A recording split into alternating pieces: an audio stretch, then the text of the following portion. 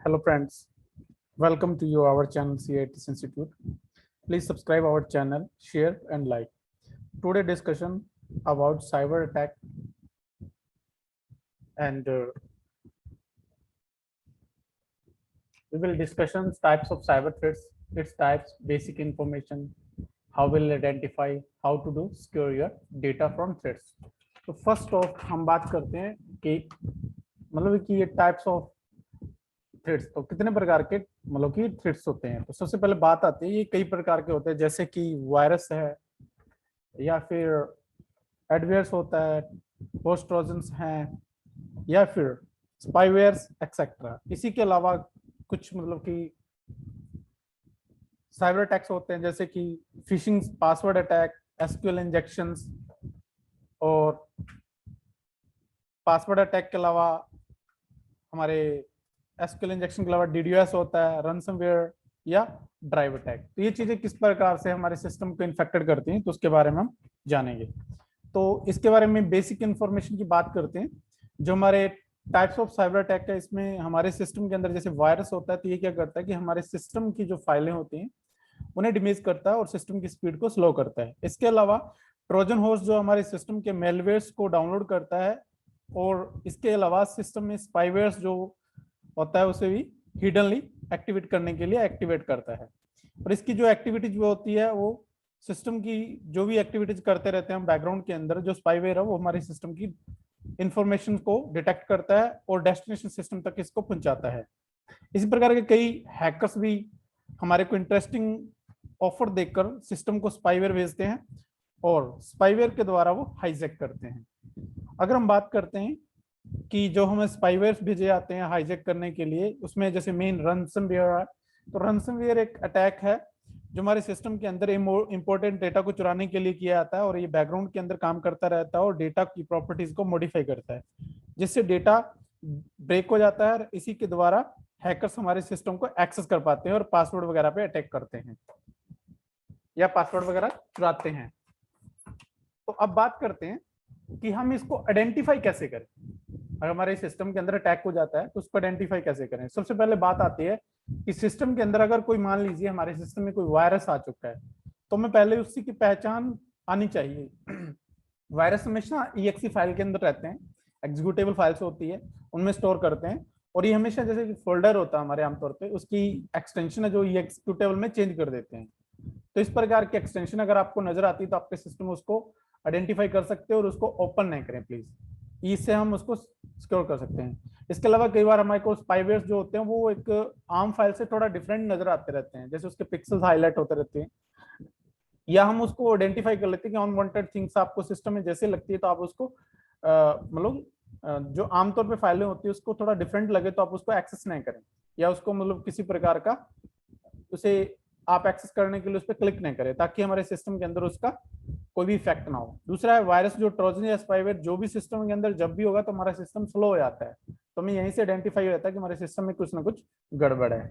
दूसरा है, अगर मान लीजिए ये जो टाइप्स ऑफ थ्रेट्स होते हैं जिसमें मैंने अभी बात की, जैसे वायरस है ना, एडवेयर्स है, ट्रोजन्स है, या फिर जैसे रिमोट एक्सेस करते हैं, तो ये क्या करते हैं हमारे सिस्टम में स्पाईवेयर छोड़ते हैं। जैसे मैंने अभी बात कर रहे थे कि जैसे सबसे पहले बात करते हैं हम cyber types of cyber attack के अंदर फिशिंग जो होती है, ये हमारे को क्या करते हैं, एक तरीके से हमारे सिस्टम में क्या करते हैं कि ये हमारे मतलब कि एक तरीके से इंटरेस्टिंग, या आप बोल सकते हैं कि ये ऑफर देते हैं हमारे, जिसमें हम इंटरेस्टेड होते हैं, उस प्रकार के ऐड वगैरह देते रहते हैं, या फिर वो हमारे को मेल वगैरह भेजते रहते हैं। और उसमें मेल में क्या रहता है कि हमारे को लुभावने ऑफर देने के बाद आप उस पर लिंक भेजते हैं और क्लिक कर बैठते हैं, और जब क्लिक करते हैं तो उसके साथ में एक तरीके से किसी प्रकार का कोई मेलवेयर वगैरह होता है वो हमारे सिस्टम के अंदर इंस्टॉल हो जाता है उसी के साथ में, तो वो बैकग्राउंड में हमारे सिस्टम को हाईजैक कर सकते हैं।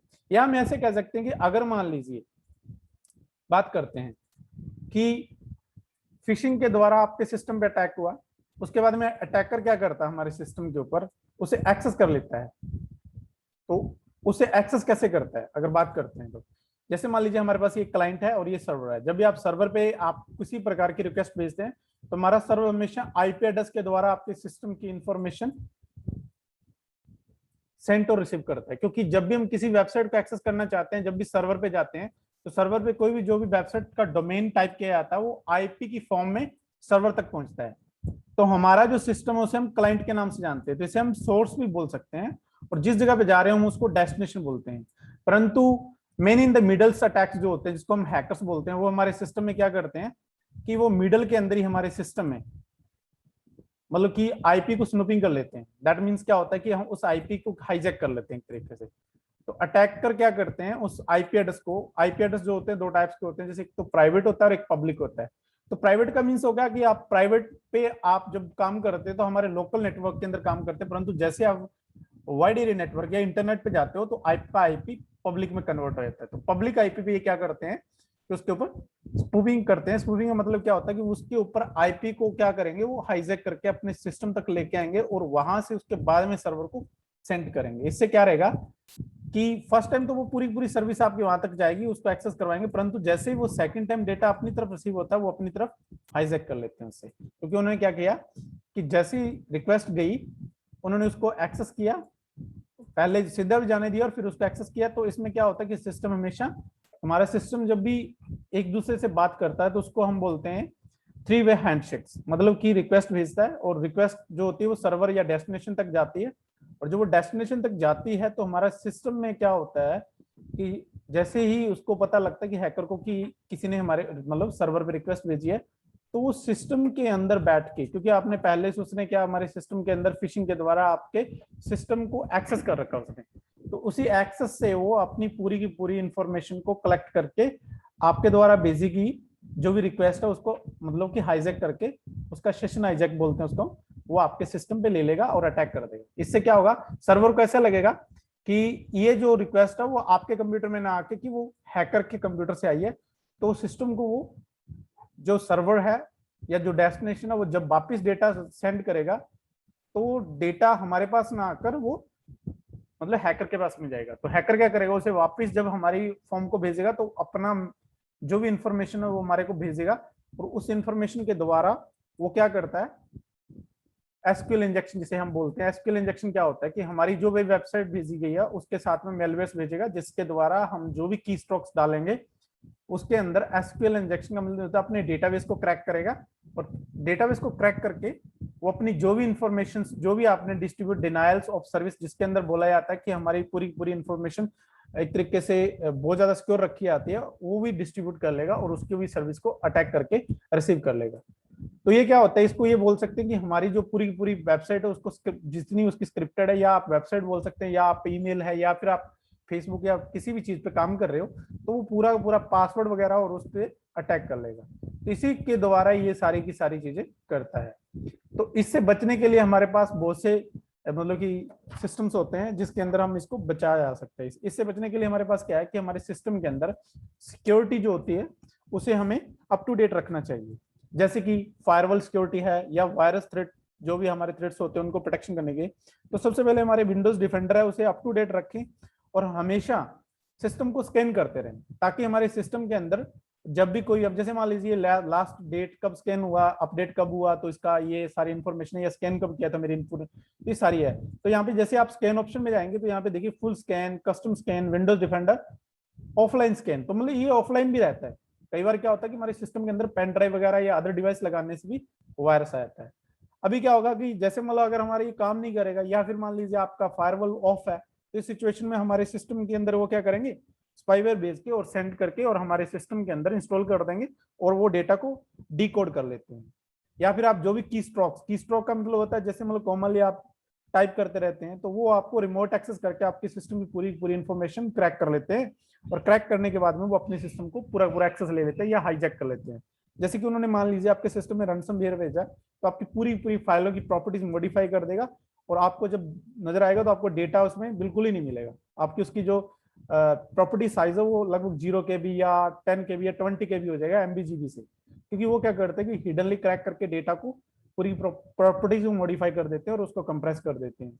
या फिर इस प्रकार के स्पाईवेयर्स भेजे जाते हैं, वो हाईजैक करके पूरा पूरा डेटा को डिकोड कर देते हैं, और उसे वापस लेने के लिए वो काफी चीजें मतलब हमारे से मांगते रहते हैं, जैसे कि बिटकॉइन वगैरह या इस प्रकार की चीजें मांगते हैं। तो इसके लिए हमारे को सबसे मेन जरूरी क्या है, तो पहली बात आती है कि फायरवॉल जो नेटवर्क के लिए सबसे जरूरी है उसे अप टू डेट रखे, जैसे कि डोमेन नेटवर्क है या पब्लिक या प्राइवेट, अभी जो बात कर रहा था, ये सभी को सभी चीजें एक्टिव होनी चाहिए। जैसे फायरवॉल ऑन है मेरा, तो अगर हम बात करते हैं कि हमें किस प्रकार से अलाउ करना है, तो यहाँ पे पूरी पूरी इंफॉर्मेशन दी हुई है। देखिए फायरवॉल नोटिफिकेशन भी आता रहता है, अगर आप बात करते हैं इसको अलाउ रखिए कि जब भी आपको कोई भी एक्सेस करेगा तो हमारे पास नोटिफिकेशन आए, ताकि हम उस नोटिफिकेशन को वेरीफाई करके अनवांटेड थिंग्स अगर हमारे सिस्टम में एंटर किया है तो उसे हम क्या करेंगे, स्टॉप कर सकें। तो इन चीजों से हमारे को बहुत चीजें मिलती है। दूसरा है नेटवर्क को अप टू डेट रखना जरूरी है। तो नेटवर्क की जो फायरवॉल सिक्योरिटी जो होती है उसको पब्लिकली जो भी जब भी जाएं तो उसे एक्टिव रखे, ताकि इसमें देखिए जब भी हम बात करते हैं कि पब्लिक पे जाते हैं तो हमारा जो लोकल आईपी होता है वो पब्लिक में कन्वर्ट हो जाता है। तो पब्लिक में कन्वर्ट इसलिए होता है ताकि वो हमारा डेटा पूरा का पूरा सिक्योर रहे, क्योंकि जब भी सिस्टम को हाईजैक करने की कोशिश करेंगे तो वो पब्लिक आईपी को एक्सेस करेगा, ना कि हमारे लोकल आईपी को। तो ये सारा का सारा काम जो होता है नेट के द्वारा होता है, नेटवर्क एड्रेस रिजर्वेशन प्रोटोकॉल्स होती है, जिसके द्वारा हमारे पब्लिक आईपी में हमारा आईपी एड्रेस चेंज हो जाता है। जब मैंने बात कर रहा था कि हम जब भी किसी वेबसाइट को एक्सेस करते हैं तो वो हमेशा डिजिटल फॉर्म में होती है, परंतु उसको बिहाइंड जो होता है वो हमेशा आईपी एड्रेस में डेसिमल में कन्वर्ट हो जाती है और डेसिमल टू बाइनरी में कन्वर्ट होती है। तो इसी के द्वारा हमारी साइट है जो एक सर्वर से दूसरे सर्वर या हम सर्वर से हमारे क्लाइंट तक पहुंचती है, जो बैकग्राउंड में फॉर्म होती है वो हमेशा बाइनरी में डिजिट में रहती है, ताकि या फिर हम ये बोल सकते हैं वो डिकोडेड होती है या हैश टैग में होती है, ताकि वो हमारे सिस्टम के अंदर हाईजैक न करे। क्योंकि हमारे पास दो चीजें होती है, एक पब्लिक की और एक प्राइवेट की। पब्लिक की का मतलब जैसे आपके पास में मतलब ईमेल आईडी खोलते हैं, तो आप क्या करते हो जब भी ईमेल आईडी खोलते हैं तो इसमें देखिए इसमें प्राइवेट और पब्लिक लिखा हुआ है, जैसे मान लो। तो इसी प्रकार हमारे पास दो कीज होती हैं। तो प्राइवेट कीज किसको बोलते हैं, पब्लिक तो मतलब ये हो गया जैसे कि पब्लिक आईपी, वैसे हमारा पब्लिक ईमेल आईडी हो गया, बट पासवर्ड उसका प्राइवेट हो गया। तो प्राइवेट की का मतलब वो एक तरीके से प्रोटेक्शन प्रोवाइड करवाते हैं, और उसकी जो पीछे का जो मतलब क्या होता है कि इनक्रिप्टेड होता है पूरा का पूरा डेटा। आपने व्हाट्सएप भी यूज किया होगा तो उसमें भी लिखा होता है end to end encryption data. Encryption का मतलब होता है कि आपका कोई भी फॉर्म जो है, जैसे फॉर एग्जाम्पल मैं बात करूं कि जब भी हम बात करते हैं कि क्या होता है ये फॉर्म्स, मान लीजिए आपका कोई पासवर्ड है, for example password he password है, तो पासवर्ड को क्या हुआ जाता है कि इसको डिफरेंट फॉर्म में लिखा जाएगा, ठीक है भाई। तो इसके अंदर क्या होगा कि हो सकता है ये आपकी जो फॉर्म होती है वो इसको हम बोल सकते हैं कि हैश फॉर्म में होगा। हैश फॉर्म का मतलब क्या होता है कि हेक्साडेसिमल के अंदर लिखा जाता है ये। तो इसकी फॉर्म हो सकती है इस प्रकार पासवर्ड की, तो ये डिकोड नहीं कर पाएंगे वो। तो मतलब इसका मीन्स क्या होता है कि इसे मान लीजिए इस फॉर्म में लिखा गया है, तो ये पासवर्ड पूरा का पूरा पासवर्ड प्रोटेक्शन मतलब जो भी हमारी इस प्रकार रहेगी। मान लीजिए पासवर्ड आपका एडमिन @ कुछ भी आपने डाल दिया, तो इसकी फॉर्म इस प्रकार की कन्वर्ट कर दी जाती है। तो इससे क्या रहता है कि हमारा पूरा पूरा पासवर्ड किसी को पता नहीं लगता। ईमेल आईडी जैसा का वैसा जाता है, परंतु जो हमारी प्राइवेट की है वो हमेशा इस फॉर्म में जाएगी, ताकि वो डिकोड ना कर पाए। बट हैकर डिकोड कब कर पाता है, जब हमारे फायरवॉल सिक्योरिटी ओपन नहीं होती या फिर मतलब स्टार्टअप नहीं होती या रन नहीं होती। इस सिचुएशन में वो क्या कर सकता है, हमारे सिस्टम का हाईजैक। तो इसे हमेशा मतलब कि बाय डिफॉल्ट अलाउ रखो आप, ताकि हमारे सिस्टम में सिक्योर रहे। तो इसके अंदर क्या रहता है कि पूरा नेटवर्क आपका सिक्योर रहेगा। जैसे मतलब बात आती है दो तरीके से सिस्टम में रहती है, इनवॉल्व एंड आउटवॉल्व। दैट मीन्स होता है इनबाउंड या आउटबाउंड भी बोलते हैं। तो इनबाउंड और आउटबाउंड में क्या डिफरेंट होता है, अब जैसे मैं बात करूं इनबाउंड और आउटबाउंड की, तो इसमें दो चीजें रहती है कि इनबाउंड और आउटबाउंड का मीन्स ये रहता है कि सिस्टम के अंदर जो ट्रैफिक हमारे पास रिसीव हो रहा है वो इनबाउंड में होता है, और जो जा रहा है वो आउटबाउंड में रहता है। तो अगर हम बात करेंगे यहाँ पे इनबाउंड्स और आउटबाउंड्स यहाँ पे आपको मिलेंगे, तो ये सारी चीजें होती है। जब भी आप किसी भी क्लिक करते हैं तो यहाँ से देखिए आप इनबाउंड्स के जो भी इंफॉर्मेशन इनबाउंड हो रही है मतलब हमारे पास आ रही है, तो उसकी पूरी की पूरी लॉग्स बनते रहते हैं। तो बताता रहता है कि कब क्या हुआ। तो जैसे मतलब मैंने कभी भी किसी प्रकार की कुछ भी किया तो इसको आप डिलीट भी कर सकते हो, और इसकी प्रॉपर्टीज के बारे में इसकी इन्फॉर्मेशन भी जान सकते हो। ये वैसे बहुत सी एडवांस चीजें होती है, तब यूज की जाती है। इसको आप अलाउ भी कर सकते हो और ब्लॉक भी कर सकते हो इस कनेक्शन को। ये सिस्टम पहले आपको वार्निंग देता है। अगर मान लो आपको लगता है कि इसका आपके लिए आपको लगता है कि ये आपके लिए सिक्योर है, देन आप इसको अलाउ करो। अगर आपको लगता है कि ये सिक्योर नहीं है, आपके अनसिक्योर नजर आ रहा है, तो इस सिचुएशन में आप इसको अलाउ ही नहीं करें। तो ये सारी चीजें ये ट्रैक करता रहता है हमारे सिस्टम को। ये देखो ट्रैकर जो है हमारे जैसे रिमोट डेस्कटॉप है या कोई भी फाइल, इसमें जो भी आपकी जितनी भी सर्विसेज सिस्टम में रन होती है तो वो पूरी की पूरी इसमें आती रहती है। तो आई होप आपको ये मेरा वीडियो पसंद आया होगा, और इस प्लीज चैनल को सब्सक्राइब करें और शेयर करें, लाइक करें।